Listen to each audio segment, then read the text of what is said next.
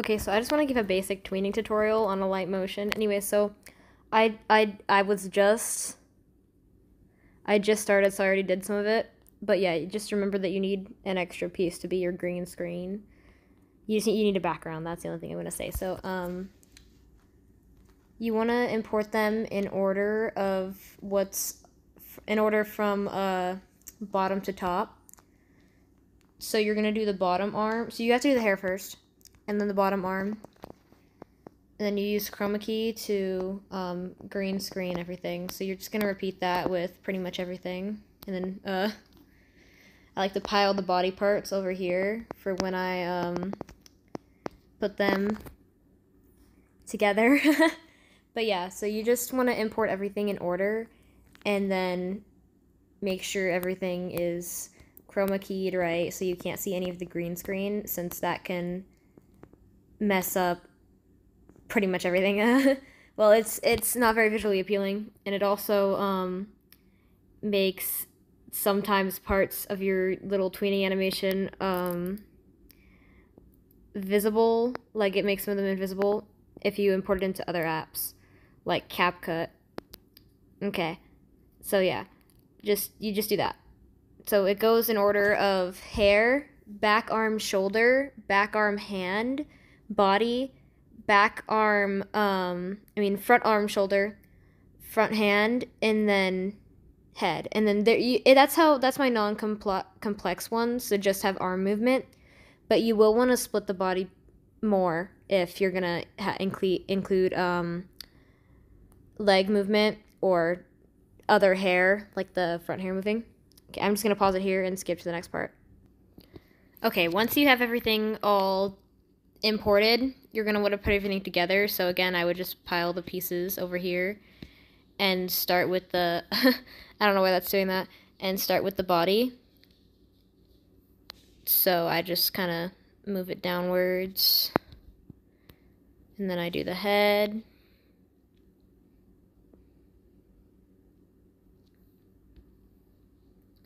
And sometimes the head is hard to position, right? Like you'll put it too far forwards or too far backwards. You just have to make sure you get that nice spot. And I like to check with my other projects to check the head proportions to make sure it's not too small or too big.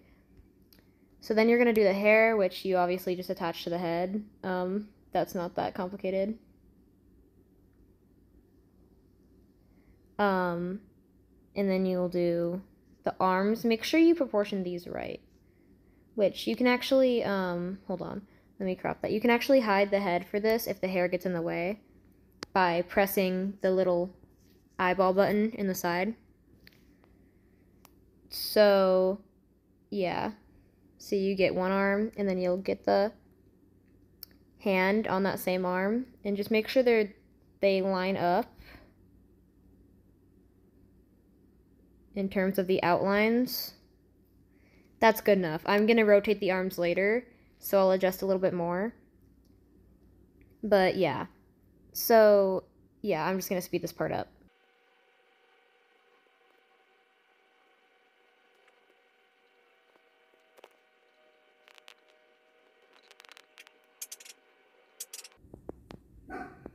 Okay, so sorry if you guys can hear my dog barking in the background, but just ignore her. Next, you're going to just make any final adjustments you want to make, like hair length or something, and you're going to place certain things into groups. I already did that with one arm because I had to place it right, but basically what you're going to do is you're going to hold the two pieces down and click that. So now you have a group, and you should name it accordingly. You would do this with legs, too. And you should also do it with the head. Sometimes I forget to do it. But yeah.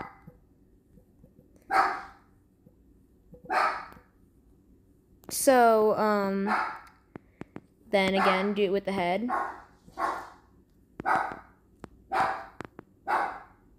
Which actually messes everything up. Don't do it with the head. Sorry, that was inaccurate information.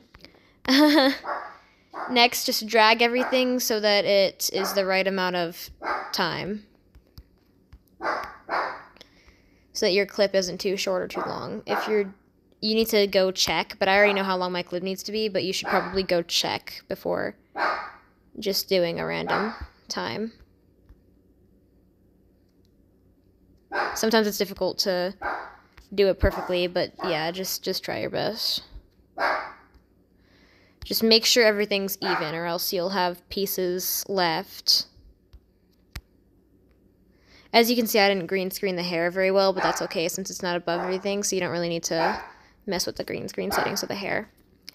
So now that you have this, you're going to want to set the pivot points to everything. So what you have to do is you have to double tap the little arrows thing and then just place the head one here. So as you can see, the head rotates correctly. And then we're only doing the shoulders right now for the arms. So you're going to want to place a pivot point here for the shoulder. And again, I already did this for one shoulder, so it doesn't really matter. So we're just going to ignore arm back. You don't have any pivot points for the body. And for the hair, you're going to want to put a pivot point right in the middle of the character's head so that it's all good. All right. Next, you're going to want to go into every group by clicking Edit Group and setting the pivot points for each hand. So you have this. As you can see, there's a little bit of overlap, but there's no way to really prevent that other than adding like more layers, which takes a whole lot of time since you have to tween everything separately, and it's very difficult, so I will not be doing that in this tutorial. But yeah, you're just going to want to set the pivot points for everything. It's rotated right now on this because that's what I had to do to put it in the group. But yeah, just make sure you have everything placed correctly. You can drag a couple things to move them more precisely onto pieces of the body. Okay, now you have this model which is ready to move. So you're going to want to plan out your movements and set your very first pose.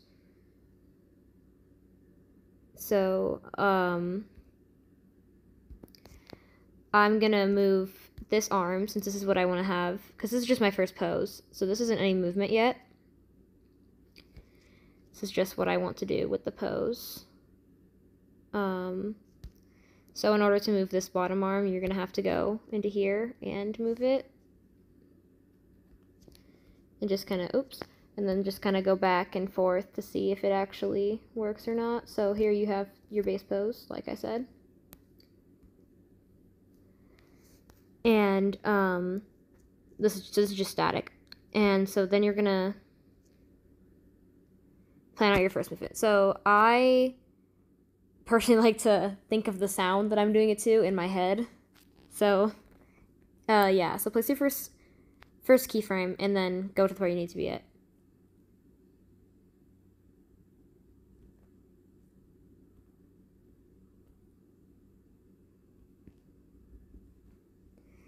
And then you're just gonna wanna rotate the pieces so that they move. So here you have your first movement. And then with the head, you do have to move the hair.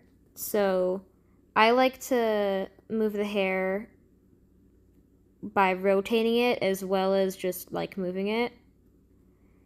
So as you can see, I'm rotating it a little bit to the side so that it looks like it's moving with her body movement, and then I'm just going to have it kind of spring back to where it was. So it kind of just, that's too much. I actually am not going to do that, but yeah, it just kind of rotates with her head, and then you would, of course you don't have to follow this step by step because this is just the way I personally like to tween hair, but yeah, there's other tutorials on other ways to do it. But then you can try to mix up, because it's kind of hard to see, but there's a little white like ghost of the keyframe. And so yeah, you can use that to line it up with the rotation, and then just lightly move it downward so that it lines up with the head, so that you have this little hair movement. So now that you have, because I'm not doing a super complex movement for this specific character at this point, but yeah, you can do little things. She's waving. Say hi, Mari. yeah, this is rotated weird because of the way I grouped it, but it's fine. So then you're gonna just want to do your next movement. Now, if you put a keyframe somewhere when there's no, so I'm not gonna have any more head movement, but yeah, if you put a keyframe right here and then put another keyframe right here, then pretend that was intentional, then there will be no movement in between the keyframes that are the same. So yeah. Then I'm just going to delete these keyframes because I do not want them.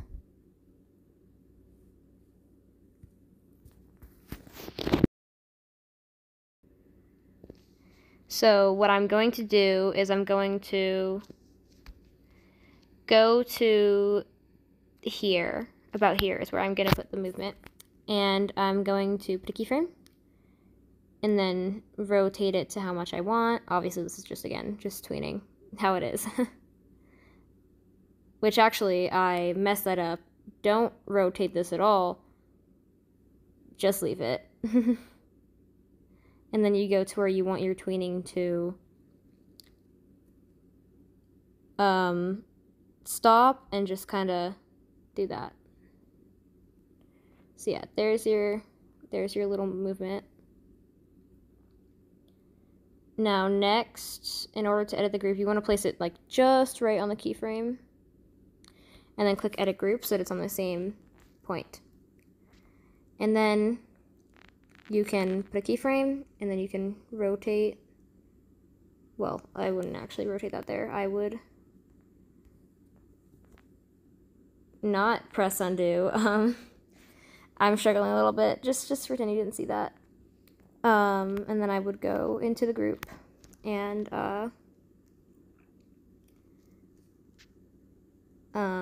rotate it. So yeah, there you have your little movement. That's a very fast movement, but that's okay because that's how I want it to be. So yeah, you're just gonna exit out of the group and then. So I think I need to adjust the original place this arm is at, so I'm going to place it farther, and so that the movement makes more sense. As you can see, you have a little movement, and I'm going to lightly move the other arm outwards as well. Just by like a little bit though. Not nearly as much. So yeah, here you have the movement done now, although it's not very smooth. So what you're going to want to do is go into an area in between all of the keyframes and click this little graph thing and just pick whichever one of the graphs you want. It just kind of affects how the movement is. Like, as you can see, this is much smoother. I've been using that exact same graph. You can use other graphs. That's just the one I'm using for this specific, these specific movements.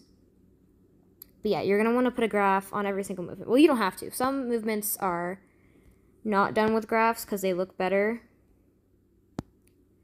if you don't. But yeah, that's personally my thing. If it looks better without the graphs, then don't do them. And if it looks better with, then do. So just make sure you have a graph on all of the movement. You do have to go into the groups to do the graphs for the arms. So you just go into each group and add graphs, which this one doesn't need. So yeah, for each of the pieces, you just kind of add graphs. Then you can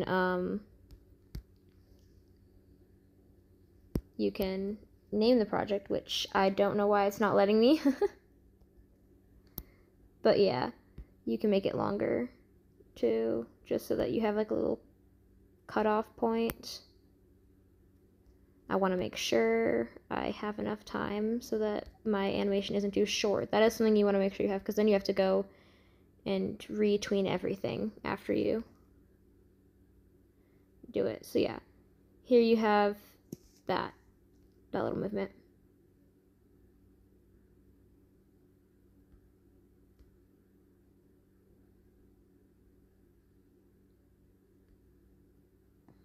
Okay, perfect. So I need to exit out real quick, so I'm just gonna pause. So anyways, now you have your finished project, and I like to name it with the thing I'm making. Try to avoid typos like me. I like to number them. So you can just kind of marvel at the beautiful tweening. Not mine, but like yours. Your tweening when you are done with it.